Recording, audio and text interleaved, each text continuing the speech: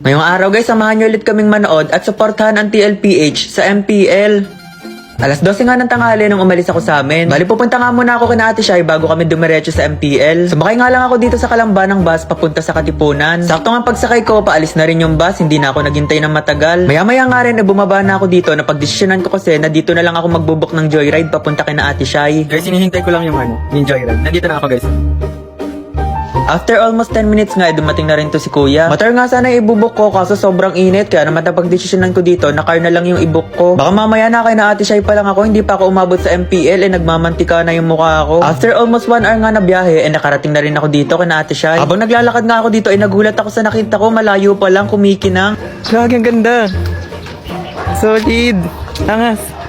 Guys, color gold. Nagbuksan na nga ako dito ni San Pedro ng gate at pinapasok ako. Maya-maya nga rin, eto paalis na kami.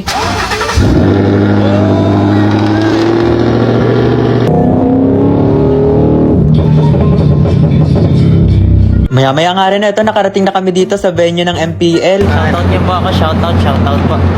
Shoutout Bakit po. tayo tumapat sa'yo? Tingnan mo, parang mga vlogger yan. Di ba yan yung sumasayo sa TikTok? Dumiretso na nga kami dito sa pila para magpalagay nitong wristband. Kailangan nga pala to para makapasok dun sa loob ng MPL. Habang naghihintay nga kami dito sa elevator, may mga nagpa-picture na kay Ate Shai pati Kuya Kerax. Guys, nandito kami sa MPL. Tignan yung may kasama akong pro player. San Pedro ako, hindi Sanford. Mali ba? Pagpasok nga namin dito sa MPL, start na yung Game 1 ng TLPH at AP Brand. TLPH nga palang nanalo dito sa Game 1 nila.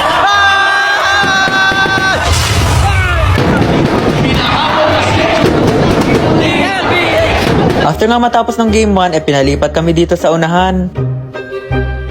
Maya-maya nga rin dumating na si Raichu, magkahiwalay nga pala kami nila Ate Shai. Wala na kasing available seat dun sa pwesto nila. Gato nga ginagawa namin kapag natututukan kami ng camera. Natalo nga ang TLPH dun sa Game 2 nila, pero dito sa Game 3 nanalo ang TLPH. 2-1 nga palang score dito. Grabe nga yung ingay namin dito sa tuwing nakakapitas at nakakalamang yung TLPH sa AP Brand.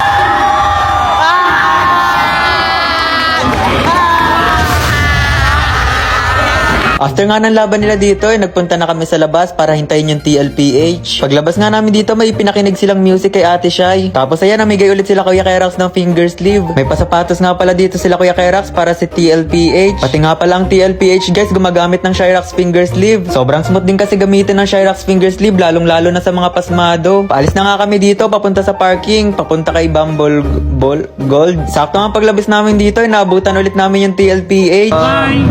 Nilibre nga ulit kami dito ni Ate Shaira at Kuya Kerax ng pagkain. Pagkatapos nga namin kumain, pabalik na ulit kami dito kana Ate Shai. Nagpa-Starbucks nga ulit dito si Ate Shai bago kami dumiretso sa kanila. Thank you, Ate Shai, Kuya Kerax.